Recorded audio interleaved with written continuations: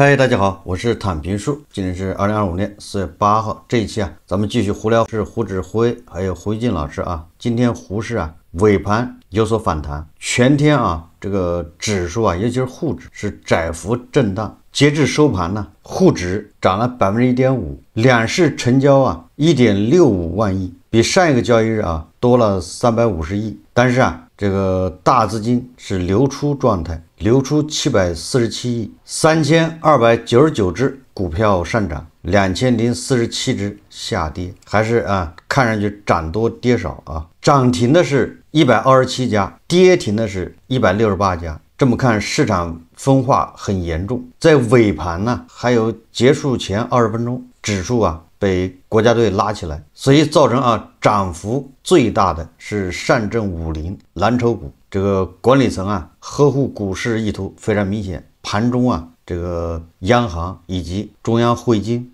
都在表态，还有国资委表态要稳住资本市场。国资委表态鼓励国企央企要增持或者回购股份。今天跌幅9%以上的股票有217只，847只股票跌幅超过5%。也就是说今天对散户来说还是很不友好上涨的中位数只有1%左右。从这个拉尾盘来看这很多有经验的股民都应该知道，它没有高举高打，没有说一开盘就高开高走，一路高歌，拉尾盘，然后成交量没有有效放大成交量也只多了300亿。国家队在拉，有人在跑，所以说主力流出是750亿。为什么拉尾盘？实际上就是大家都没底气，都害怕拉早了别人趁机跑。拉尾盘一共就20分钟，有很多人还没想明白，对吧？是跑呢还是坚持等他想明白了，交易结束了，所以拉尾盘花的钱少。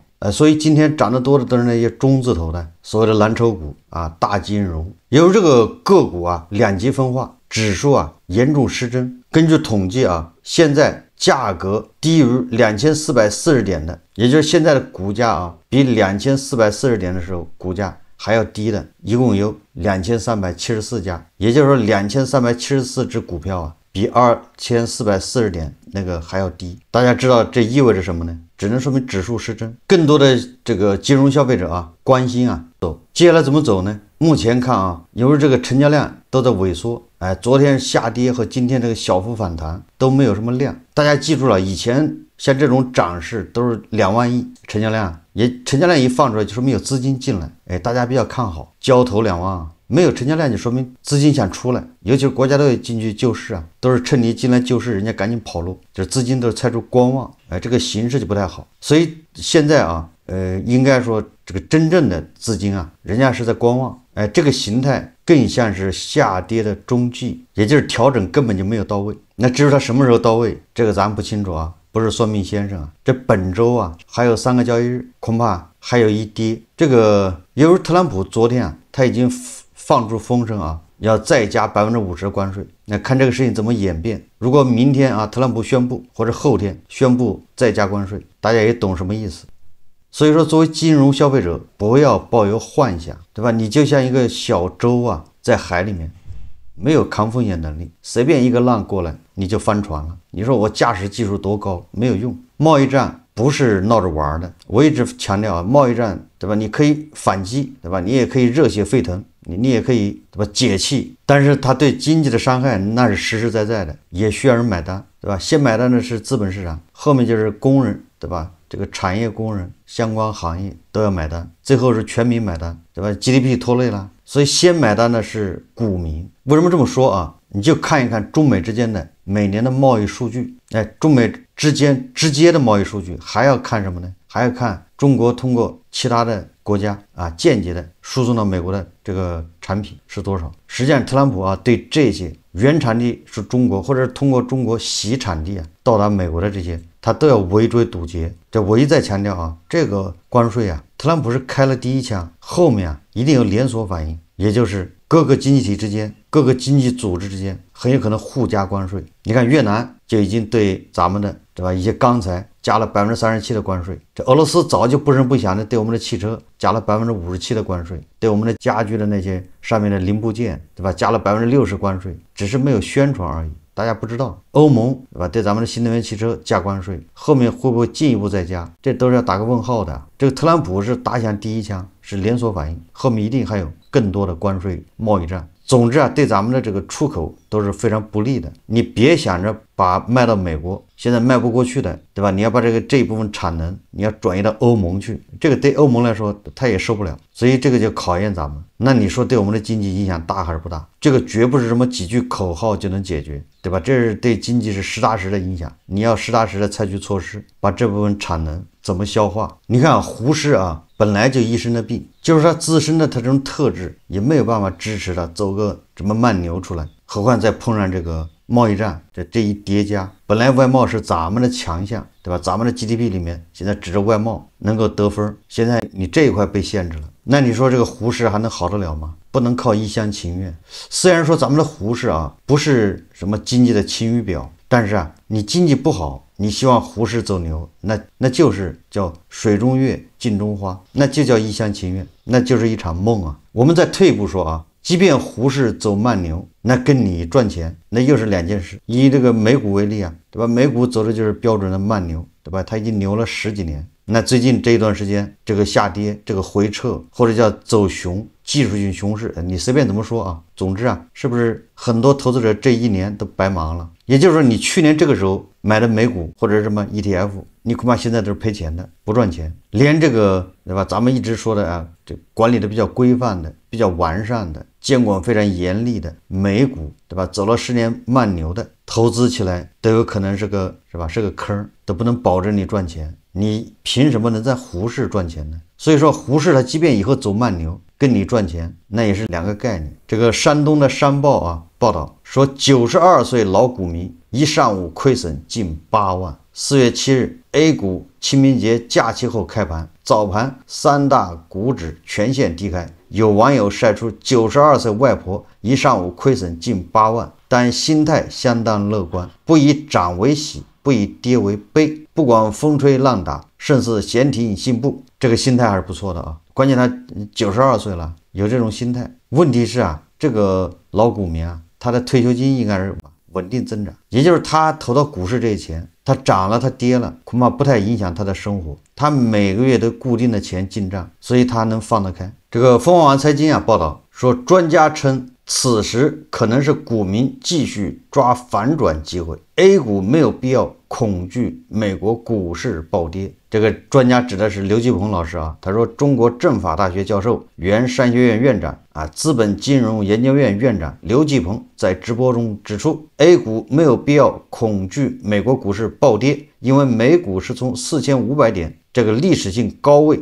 也就是天花板上往下跌。刘继鹏认为啊，A 股不应该出现类似美股那样的大跌。第一，中国股市在资本向下，没有对外开放，大可不必这样恐慌。第二，中国股市在地板价上刚刚走出3000年。刘继鹏表示啊，中国股市下跌是意料之内，但是跌得这么深，不可思议。这也可能是一次大家继续抓反转的一个机会。这个可不一定啊，还是要小心啊。要记住了，房子都不让炒，怎么会提倡你去炒股呢？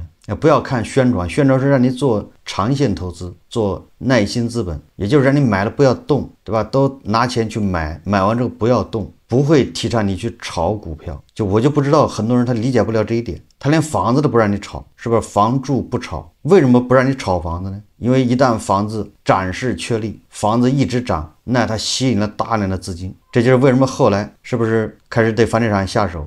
房市走的这几十年不就是个牛市吗？牛市是一直赚钱的啊，对吧？你2010年买房，这现在你还是赚钱的。为什么2016、2017开始慢慢的对房地产进行调控？就是因为房子它一直走牛市，它吸引了大量的资金，企业对吧？它不愿意扩产，不愿意升级，企业一旦有了钱，贷到款，他都买房子买地皮，那是板赚呢，谁还有心思搞这个实业啊？是吧？但是大家的诟病都骂房地产吸干了实业的血。请问一下，这个时候又希望搞个股市出来，大家不劳而获，对吧？坐在电脑前买一买啊，然后就能赚钱，稳赚不赔，所有的钱都会进股市，不又搞了个第二个房地产出来了吗？房地产还能控制啊，对吧？你看房地产的交易，各个地方政府可以控制，你不得去那个房产交易中心去网签吗？你交易不要去那儿备案吗？对吧？你还在那儿过户，人家可以出很多政策不让你交易，对吧？什么5年之内不准交易啊，5年之后才能交易，5年之后几年交易，什么唯一的房子你税少一点，对吧？2套房子你税也多一点，人家可以把你管得死死的。也就是房子的流动性啊，比股票要差得多。股票的流动性，对吧？你坐在电脑前一敲没了，一手了，卖掉了，或者一敲，哎，买进来了，这个流动性多大呀？都不好控制。怎么可能说搞一个市场稳赚不赔？只要你一旦让人预期你这个股市是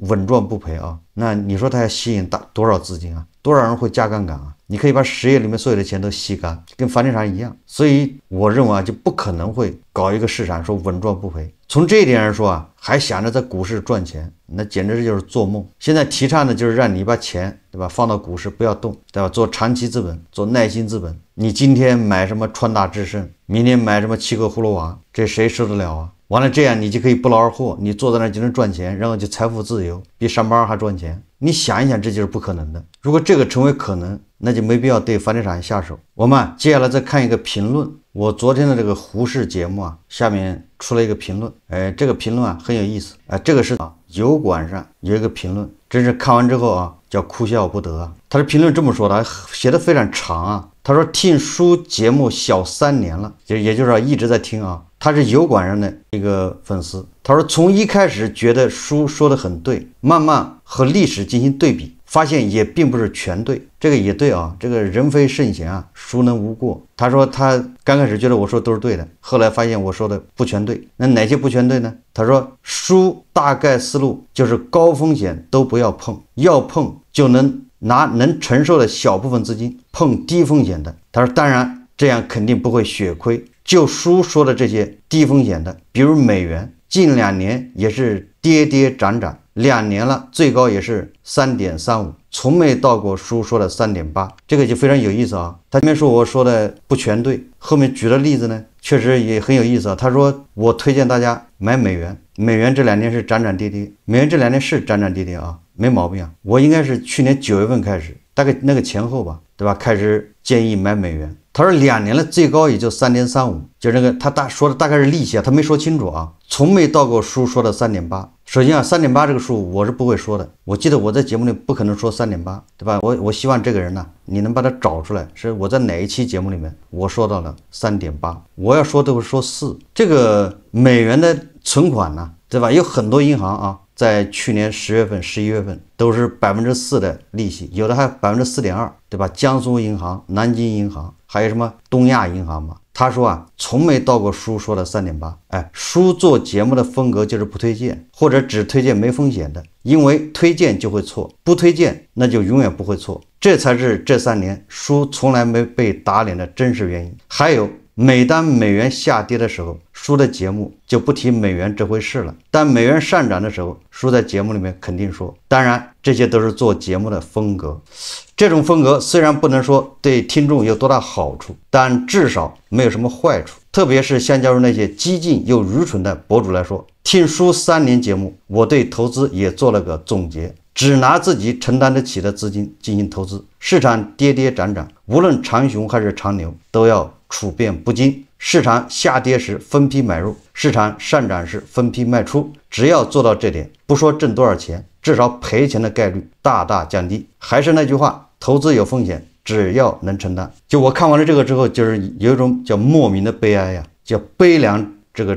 之情油然升起。就是5个指头啊，有长有短。以往啊，像这种粉丝啊，我直接就拉黑，我都没时间看。但是他一开头就说听书节目小3年了，听了3年是这个水平，你就说明这个人悟性有多差，对不？你这3年不是白耽误了吗？你想啊，你每天我也不知道我5个节目他是不是都听啊，还是说听一个？我一个节目都20分钟，你3年下来你浪费多少时间呢？我都为你感到可惜啊！你没有必要啊，你去听别人的节目啊。也就是说，他这3年在白听了。后来我仔细一看，哦，原来是白嫖。什么叫白嫖呢？因为在油管上啊，咱们每周1期的会员节目，油管上是要收费的，你得花钱，大概是7、8美金一个月，对吧？这个是会员朋友都知道，我每一期都要谈美元，而且谈怎么买，而且美元跌到从7块3毛5、7.35跌到7.2几的时候，我要劝大家有额度马上买，是不是？会员节目都说啊，每一期都聊啊。他说，美元涨了我就提，美元不涨我不提了。哦，原来是免费节目里面，就是说他看免费节目他还有要求，还得教他，完了之后还得教他去哪儿买，对吧？你去哪个银行是4%的利息，就你这实话实教他，就这种白嫖的人，他嫖出了这种优越感。完了这个他指责你，其实我觉得这不还有这种人呢。就幸好他看的是这个咱们正版节目啊，他没有去看那盗版的，这个恐怕也是翻墙把脑子拉墙上了。他要求免费节目，他要求你要全对，哎，说我看了你3年节目，发现不是全的，那你指出一个错误的吧，对吧？你举个例子哪儿错了？他没有，他举的时候说美元呢、利息从来没到过3.8，最多也就3.35。我就希望咱们的粉丝啊，有人出来打他的脸，对吧？你告诉他你在哪个银行买的，存在哪个银行是4%，最高是3.35，你眼瘸，对吧？你还希望别人把它嚼碎了喂你嘴里面，还得手把手教你，你看就有这叫白眼狼啊！1分钱没付还要你全对，他说我不全对，他也不举个例子出来说你哪儿说错了，没有，对吧？举了个例子就是美元利息最高只有3.35，你找不到4%的，你赖谁呢？就是他认为我的节目对粉丝没有什么好处，那你听3年干什么？你不能回家逗你妈玩吗？对吧？看看你妈，对吧？尽尽孝心不更好吗？这对你没什么好处，你看3年，脑袋让门夹了吗？再说推荐啊，我为什么说这种叫傻叉呢？为什么说感到悲凉？2022年，对吧？我清楚的记得这个，为了这个审计底稿的事，中概股，对吧？阿里巴巴、京东是不是暴跌啊？我当时在会员节目里面就推荐买美股的一定要买阿里巴巴、买腾讯，我是推荐买，而且拿3到5年翻1倍你就走，告诉多少钱走。当时阿里是60多块钱，涨到120你就走，有多少人记得？你不买会员节目，你在这说我不推荐，我他妈有病啊！我推荐你买美元你都不会买，你能赖我啊？我有义务推荐给你吗？你白嫖你还想在这儿？所以这都是什么脑子啊？就在去年，对吧？阿里巴巴到130的时候，我在会员节目里面说了，大家把它卖掉，不要再等了，它已经翻倍了，赚多少是赚了，对吧？这个充了会员的，对吧？可以出来说一说，就是这种人，你为什么要在这浪费时间呢？就我不缺你那一个观看呢，对我也没求着你来观看，对不对？他说我不推荐，那就永远不会做，这才是这3年书从未被打脸的真实原因。他是抱着来看打脸的，你要看打脸，你好歹充个会员，会员节目里面有推荐，对吧？错了，你可以在那儿打脸，不想花钱，这叫占起便宜没够啊！我是衷心的劝你啊，不要再看了。这油管是这样的，油管你把他拉黑，他还能看，他只是不能评论，对吧？所以我就是把他拉黑，他还一样会偷偷在那看。你这不是浪费生命吗？浪费时间吗？你想看什么呢？如果你想看打脸，那你就成为会员呢。真是什么奇葩都有啊！这就我为什么在国内平台上坚持收费的一个原因，就是通过收费可以把一群垃圾啊给排除掉，还有理，白嫖还提条件，还提要求，这太把自己当回事了，对吧？你是你妈的大宝贝，你也不是我的大宝贝。这个评论我也没删，对吧？这个人我也没拉黑，对吧？我希望他看到这期节目，对吧？我也希望他赶紧退出，不要再浪费时间。好，这期节目咱们就聊到这里，感谢大家收看。如果喜欢我的节目，欢迎订阅转发，也可以在下方留言评论，谢谢大家。